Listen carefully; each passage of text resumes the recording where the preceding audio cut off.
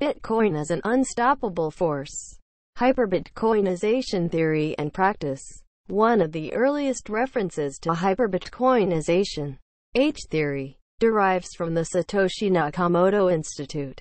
It describes a world waiting for Bitcoin in the borderless, peer-to-peer sense, especially true for emerging economies prone to inflation. Hyperbitcoinization is an adoption theory with radical implications. Until recently, it was only a theory. Bitcoin hits $13.500 in Zimbabwe as tanks roll through the CapitalHyperbitcoinization and TheoryDemonetization in its contemporary sense is yet another act of government minders.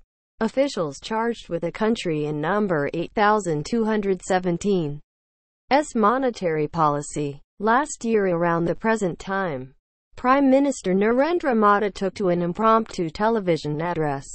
He announced to India, 3 billion people, its 501,000 oats were toast as of a few hours from Oadcast. It would be something akin to the popular 10 or 20 United States dollars bills zapped from the economy with almost no notice. And indeed, a century and a half ago, the United States demonetized silver, plunging the economy into depression. But, again, the usual understanding of the term involves some kind of state-ordered action. The presumption of government-run monetary policy safely assumed. What if abandonment of an official currency was done from the bottom up? What if demonetization was reconfigured as hyperbitcoinization? Mass adoption, and quickly, of Bitcoin will come at any moment. H-theory posits homeowners accepting nothing less than a cryptocurrency, refusing to accept fiat like dollars or euros, are other early signs of a coming hyperbitcoinization. A triggering event for hyperbitcoinization would be a fast variation of inflation. Hyperinflation. Inflation is mostly a function of currency monopoly. Monarchs of yore shaved ridges off metal coins, thereby debasing the currency. As they made their way through markets, value necessarily diminished, leaving later transactors decidedly frustrated. Since the early 20th century, inflation has come via central banking, promises of cradle-to-grave security, fighting wars against baddies every few years. Governments can stay in power with ease.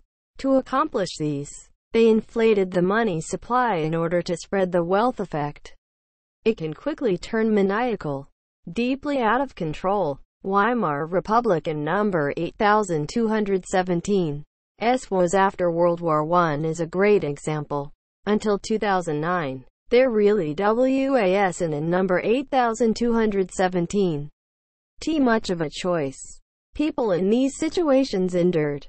Hyperbitcoinization might happen precisely. Governments crack down and attempt to control capital.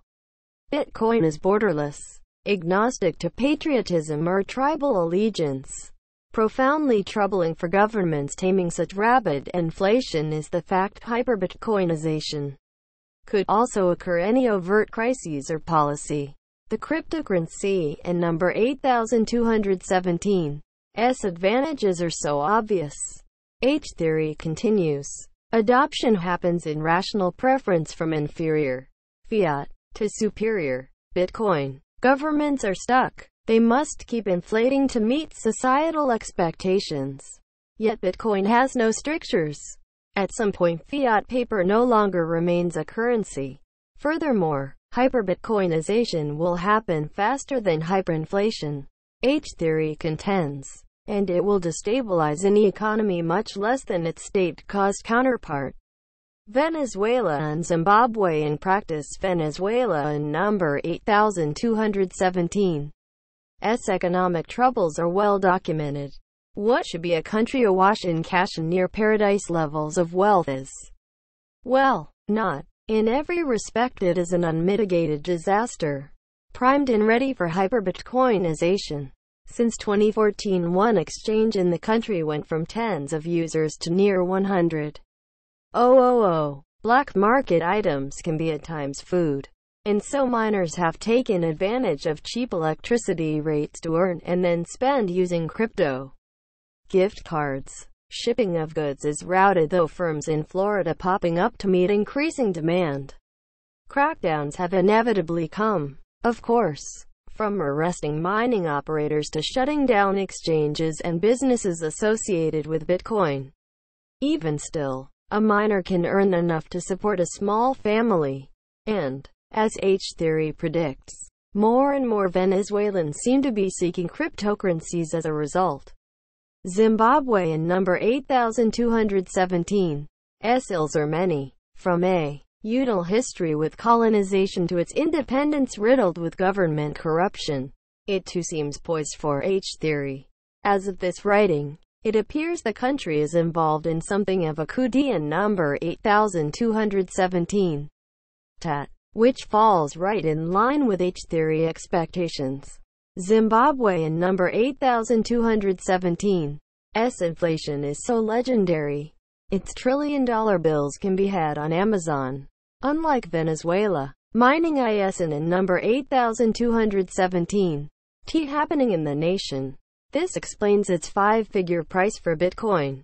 As the world in number 8217.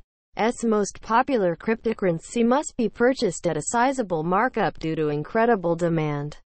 As of publication, Bitcoin was trading at roughly twice that of Western countries. Problems extend to international transfer issues because its currency being a laughingstock. Remittances are nearly impossible due to exchange rate fluctuations. Reports have people sitting down for a meal at one price, only to be charged another by meal in number 8217. End. The good news is, nothing beats Bitcoin for a store of value. So more Zimbabweans are long on Bitcoin, and they in number 8217. They taken to saving it. True enough, no country has demonetized to the extent we can determine H-Theory to be a useful predictor of Bitcoin adoption. However, countries like Japan might be used to prove and complicate H-Theory, as the country has defied most expectations and embraced Bitcoin as a legal payment method. A very smart move.